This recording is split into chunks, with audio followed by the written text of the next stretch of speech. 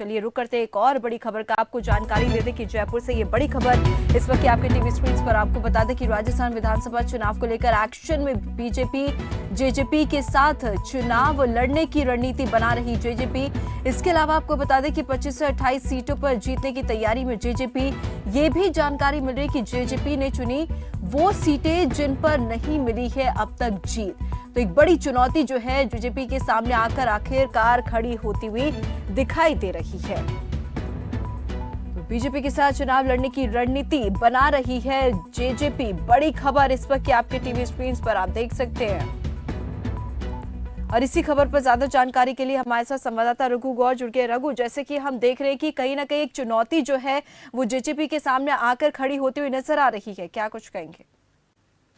देखिए, बिल्कुल राजस्थान के अंदर अभी जेजेपी चुनाव लड़ने जा रही है कि 25 से 26 विधानसभा सीटों पर चुनाव लड़ेगी, क्योंकि हरियाणा के अंदर अभी सहयोगी दल है जेजेपी का, जो कि अभी डिप्टी सीएम जो कि चौटाला जी है, तो हरियाणा के डिप्टी सीएम है और लगातार राजस्थान में सक्रिय दौरे भी रहे हैं। और अभी 1 मई को नागौर में जाकर के उन्होंने एक लाइब्रेरी का उद्घाटन भी किया। यानी कि जेजेपी के जो मकसद है वो है कि जहां पर बीजेपी प्रत्याशी जहां पर विधानसभा सीटों को जीत नहीं पाए हैं, वहां पर जेजेपी अपना प्रभाव को और ज्यादा व्यापक बनाने के लिए ये चुनाव लड़ेगी। क्योंकि राजस्थान के अंदर अभी आरएलपी का दबदबा है कुछ ऐसे क्षेत्रों में जहां पर जाट समुदाय का, जहां पर बहुल जाट समुदाय ज्यादा आते हैं, तो इसी में इलाकों में ज्यादा सक्रिय रहेगी। क्योंकि जो अजय चौटाला है, जो कि पार्टी के जनता दल के जो अध्यक्ष है, उन्होंने अभी साफ तौर पे कहा है कि हम रणनीति बना रहे हैं, बीजेपी की तमाम गठबंधन कर और चुनाव लड़ेंगे। हालांकि इस पर सबसे ज्यादा जो सीटें रहेगी 170 के आसपास बीजेपी की रहेगी, बाकी 30 से 25 सीटें जेजेपी चुनाव लड़ेगी।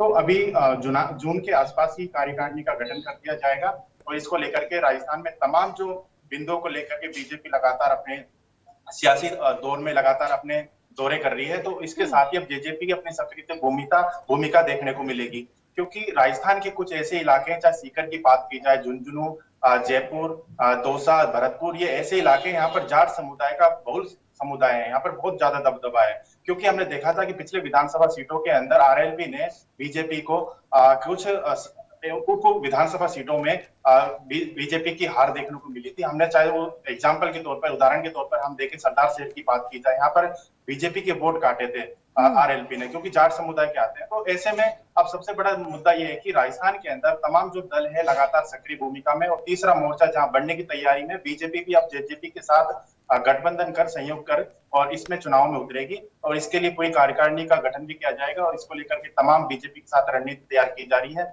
और आगामी जो दौरे भी रहेंगे चौटाला, क्योंकि हमने देखा कि डिप्टी सीएम हरियाणा के हुसैन चौटाला के जो छोटे भाई है दिग्विजय चौटाला, तो उनको राजस्थान के अंदर उनकी सक्रियता भूमिका देखने को मिल रही है। और इसके अलावा मैं आपको एक बात और बता दूं कि इससे पहले भी दिग्विजय चौटाला यहाँ पर माफ कीजिएगा, अजय चौटाला यहाँ पर विधानसभा चुनाव लड़ चुके हैं, जो कि पूर्व विधायक भी रह चुके हैं। और जो कि मतलब यानी कि साफ तौर पे यह है कि विधानसभा जिन जिन क्षेत्रों में बीजेपी कमजोर रही है, वहां पर जेजेपी जाट समुदाय को उतार करके ये नई सियासी रणनीति के साथ चुनाव जीतने की कोशिश करेगी।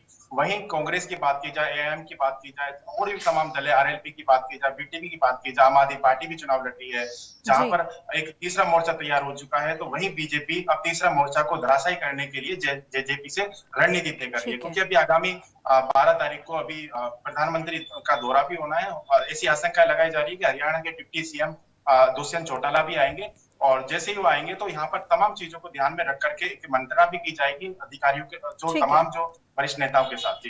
जी चलिए, बहुत बहुत धन्यवाद रघु गौर इस तमाम जानकारी के लिए। तो जैसे कि हमारे संवाददाता ने पूरी स्थिति बताई कि किस तरीके से जेजेपी की तरफ से वो सीटों का चयन किया गया है जिन पर अभी जीत एक भी बार हासिल नहीं की गई है। तो ऐसे में आपको बता दें कि एक बड़ा चैलेंज जो है जेजेपी के सामने उठकर खड़ा हो गया इन चुनावों में।